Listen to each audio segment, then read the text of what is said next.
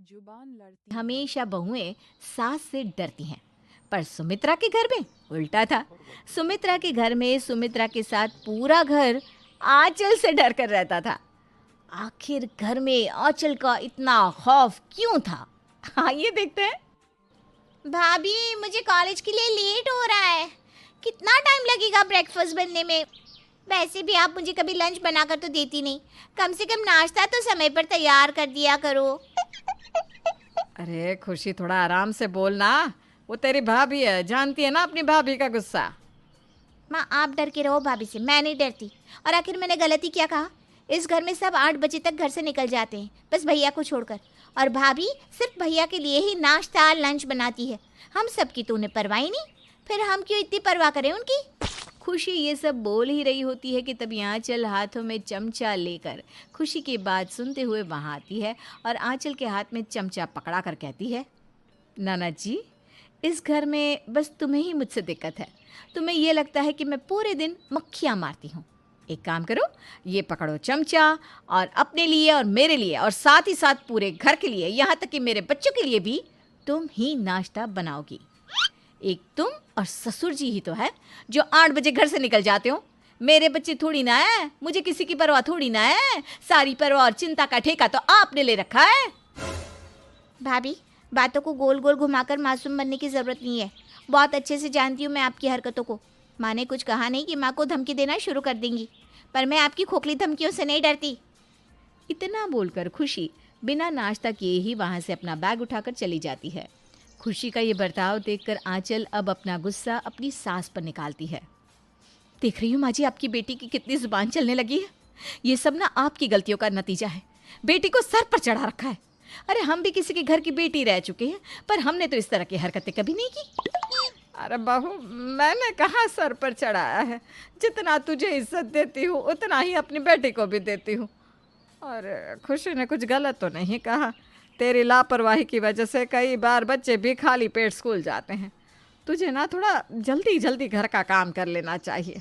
हमारे लिए ना सही, अपने बच्चों के लिए सही। ओह, तो आप ये कहना चाहती हैं कि मेरे माँ बाप ने मुझे कुछ नहीं सिखाया और आपने अपनी बेटी को बहुत अच्छी सीख दी है। ऐसी बातें तो एक काम कीजिए माँ जी, आप अपने इस बेटे, इस घर को और मेरे बच्चों को खुद ही संभाल लीजिए, क्योंकि मैं तो कुछ करती हूँ नहीं, है ना। मैं जा रही हूँ अपने मायके। अरे अरे बहू, मैंने ऐसा भी क्या कह दिया कि तुम मायके जाने की बात कर रही है? माँ जी, आप कुछ ना कहकर भी ना बहुत कुछ बोलती हैं। मैं कुछ भी भूली नहीं हूँ। जब मैं नई नई इस घर में आई थी, आपने मुझे बहुत सताया था, पर अब आप मुझे परेशान नहीं कर पाओगी, क्योंकि अब आपकी देखरेख, आपकी बेटी की देखरेख मैं करती हूँ। अगर 2 दिन अपने मायके चली गई ना, तो मेरे बिना ये घर नहीं चलने वाला। यहाँ 1 दिन के लिए मैं मायके चली जाती हूँ तो हजारों फ़ोन करती हैं आप। 1 घंटा तो आप इस घर को संभाल नहीं पाती और मुझे ज्ञान दे रही है, जबकि आपको ये ज्ञान अपनी बेटी को देना चाहिए। आंचल बेवजह अपनी सास से लड़ती है और घर का काम छोड़कर खुद कमरे में आराम करने चली जाती है। आंचल क्योंकि नाराज़ होती है, इसलिए सुमित्रा खुद घर के सारे काम करती है। अपनी माँ को घर के काम करता देख जीत अपनी माँ से कहता है, माँ, आज फिर लड़ाई हुई है क्या? आप काम कर रही है? अरे बेटा, तेरी बीवी को तो बस मुंह फुलाने का मौका चाहिए। वो बेवजह लड़ती है। और एक तेरी बहन की ज़ुबान भी बहुत चलने लगी है। उसे कितना भी चुप रहने को कहो, वो है कि चुप ही नहीं रहती। माँ, काश कि मैं कुछ कर पाता, पर मैं भी कुछ नहीं कर सकता। जैसे वो आपको धमकी देती है, वैसे ही मुझे भी धमकी देती है। आपको तो घर छोड़कर जाने की धमकी देती है, बच्चे संभालने की धमकी देती है, पर मुझे तो सीधा मरने की धमकी देती है। अगर उसे कुछ हो गया या सच में उसने ऐसा कदम उठा लिया तो हम क्या करेंगे? इसलिए माँ, उसकी बातों को ना बुरा मत माना करो और उसकी बातों को ना इग्नोर ही करो। मैं तो यही करता हूँ। आंचल की इन्हीं हरकतों से पूरा घर डर कर रहता, क्योंकि आंचल थोड़ी सी सरफिरी किस्म की औरत थी जो गुस्से में कुछ भी कर सकती थी। इसलिए घर का हर सदस्य उसके सामने चुप रहता। पर खुशी ऐसी बिल्कुल नहीं थी। वो अपनी भाभी के रग रग से वाकिफ थी, इसलिए वो बेधड़क अपनी भाभी से जुबान चलाती और अपने दिल की भड़ास निकाल दिया करती। ऐसे ही एक दिन खुशी का जन्मदिन होता है और अचानक से खुशी के कुछ दोस्त उसे सरप्राइज देने के लिए उसके घर आ जाते हैं। खुशी के दोस्तों को देखकर आंचल का मुंह बन जाता है, क्योंकि आंचल को लगता है कि उसकी ननद अपने दोस्तों के सामने उसकी भर भर के बुराइयां करती है। लो, आ गए मेम साहब के दोस्त। पता नहीं महारानी खुद को क्या समझती है। अरे घर में अपने दोस्तों को बुलाना था तो उनके लिए खुद खाना बना लेती या बता देती। पर मेरी बुराई जो करती है, साबित भी तो करेगी ना अपने दोस्तों के सामने कि सच में उसकी भाभी कितनी गंदी और कामचोर है। बहू, मैं समझ सकती हूँ कि खुशी के दोस्त इस तरह अचानक से आ गए, इस वजह से तुझे कितनी दिक्कत हो रही है। पर तू चिंता ना कर, मैं तेरी मदद करवा देती हूँ। अरे रहने दीजिए, आप क्या मेरी मदद करवाएंगे? अगर आपको मेरी मदद करवाने का इतना ही शौक होता तो आप खुशी से बोलती कि खाना बाहर से मंगवाकर अपने दोस्तों को ठुसवा ले। खुशी के दोस्तों का गुस्सा आंचल अपनी सास पर निकाल रही होती है कि तभी वहाँ खुशी आ जाती है और अपनी भाभी की बातें सुन लेती है, जिस पर खुशी अपनी भाभी से कहती है, भाभी, आपको ना कलेश करने की आदत है, पर मुझे अपने घर की इज्जत प्यारी है। अभी मेरे दोस्त घर में हैं, इसलिए मैं चुप हूँ, वरना मैं आपको आज आपकी सच्चाई दिखा देती। खुशी ये क्या बोल रही है, चुप हो जाना। नहीं माँ, अब मैं चुप नहीं रह सकती।